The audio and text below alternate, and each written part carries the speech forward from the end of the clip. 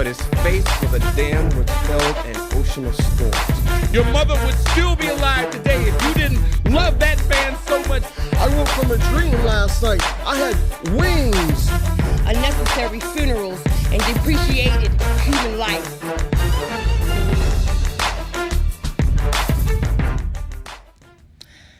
You're watching Channel Austin. I'm C'est La Vie. This is the East by Southeast Spoken Word Showcase. I am here with B. Fran, who's helping me co-host the East by Southeast Spoken Word Showcase, and Alan Small. So glad to have you on the show, Alan. Glad to be here. So what do you think about B over here? Help me check it out. Co-hosting. Very good. We were having a blast. We're having Awesome. a great time so far. Awesome. So as soon as we saw you in the lineup, we were like, tag team. Let's do it together. Let's do it together. So we were talking like right before you got in the door about how, you know, it's amazing to watch poets grow. Yeah. And we talked about this on the show with myself. And then you walked through the door and I'm like, that's what I'm talking about. Like it's meant to be, right? Yeah. What poems did you bring this time? I'm doing 2 poems. The first one is a mixture of a lot of different things, but it's centered around a quote that I heard that God moves in 12 directions. So it's called 12 Directions Seeking Harmony. Have you heard this poem? I've had the pleasure of hearing it, and Really? it's pretty powerful. Alan's one of those writers that every time you hear his poetry, there's another line that grabs you. There's another piece. He writes with research, he writes with wisdom, and he writes with passion. And so the layering in his words, it's fantastic. I'm a huge fan.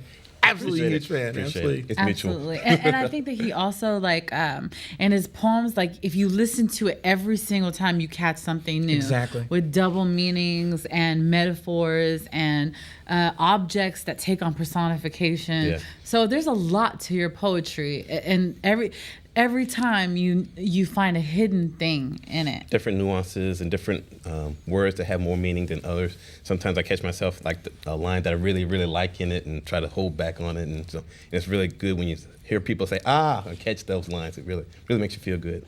I had the pleasure of working with Alan last year on one of the Poetry Slam teams, and we would do writing exercises. And it was amazing that you would give the same 10 words to 5 poets, and they would go in completely different directions. Mm-hmm. Alan always went in a direction that wasn't on any map. you just wondered how did he get there, but the way his mind works and how creative it is, it's a fantastic ride. I love his work. Appreciate You're that. a very, very creative man. Thank you. So Austin, Texas, coming up next to the mic. Open up your hearts, your minds, your ears, and give it up one more again for Mr. Alan Small. This first piece is called 12 Directions Seeking Harmony. I am a sad song adrift, a riff swiftly swirling in a whirlpool of uncertainty. My song has remained the same for all these years, through all my tears. I am a one-song jukebox listening in a smoky minor shade of blues corner. All my other songs long since laid out, played out, worn out. C8, endless chases for empty embraces from anonymous faces in nameless places. B3, no full houses, just empty hands, empty hearts, empty clubs. And once again, my luck not in the cards. D10, all my other empty vices. I am stuck in a groove that I keep her stuck in a groove that I keep her stuck in a groove that I keep her skipping out, kick the habits and move on. Life hits me quick, gives me a lick and a promise. And I've raised more hell than I've raised my voice or opposition or my hands to heaven. And this origami footstool is too short for me to reach heaven. So I became a poet to become closer to God. Now, faith is something that never came easy to me. Believing is just a word with a big lie in the middle of it. I have never called God by his nickname. In fact, I hope one day God accepts my friend request. But it is said that God moves in 12 directions across space, between the seconds, north by northwest, toward the light, around my being, beneath the surface, and God moves in 12 directions, over my head, under my feet, in my imagination, out my mouth, through my soul, behind my pain. And God moves in 12 directions. And God moves so fast, and it struck me, it stuck to me, that maybe God became a poet to become closer to me. And what if that poet's name was Harmony? Seeking harmony in my life was to seek the harmony of all the other different sad songs in the universe, blending together. One chorus, many moving movements. So maybe God can move me, because I'm still running to stand still over a one-tree hill where the streets have no name, and I still haven't found what I'm looking for. You too? God moves in 12 directions, but I can only move in 12 steps, in time, one at a time. Left, right, left, right. What's left? Who's right? Who's left? What's right? But do right, and right will always follow you in more than 12 directions. So I swear, I will make steps to take steps in the right direction. So help me, God.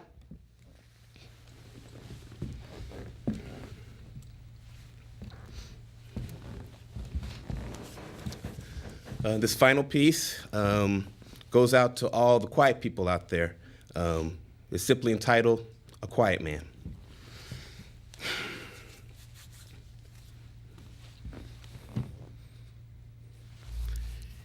He was always such a quiet boy.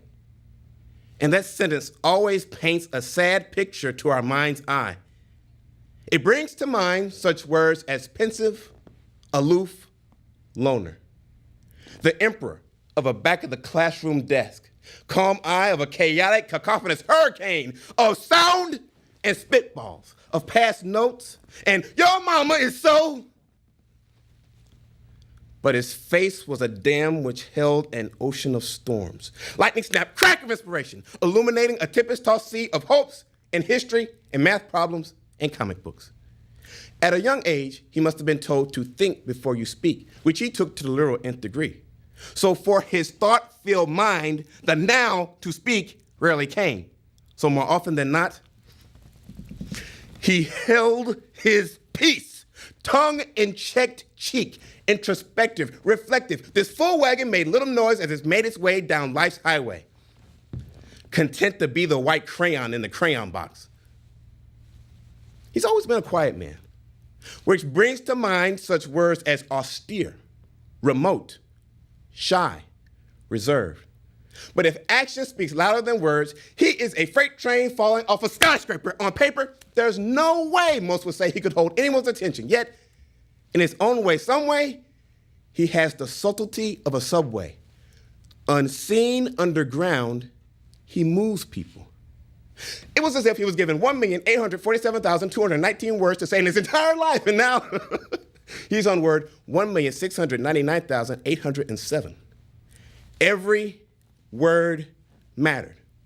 But in this life, people run their mouths a mile a minute, and if they're silenced, they have the need to fill it parenthetically. If people do run their mouths a mile a minute, doesn't that make a poetry slam a 5K? Because in this life, everyone says everything and says everything as loud as they can, making it hard to determine what's actually important. I'm right, she's cute, this hurts, love me. Because in this life, thinkers think and speakers speak. Thinkers don't speak and speakers don't think. I think thinkers don't speak what everyone else says or wants to hear, like the loneliness of having a dream, or the poignant yet delicate beauty of the word tomorrow. He is a quiet man. Why? Maybe because he was bullied on a playground, or maybe he has lots of friends, or maybe he has two parents, or one parent, or no parent, or maybe just maybe one too many times he saw a wise old owl who lived in an oak. The more it saw, the less it spoke. Or maybe it doesn't matter. Does knowing the secret make us appreciate the miracle? Because either way, we should appreciate him, appreciate the miracle that he is, and add to our lives. He will always be a quiet man, which brings to mind such words as solemn, serious, alone. this Fort Knox of golden silence, the silent E at the end of silence, this pause in a sonata. This man, who so often and eloquently uses his right to remain. Thank you very much.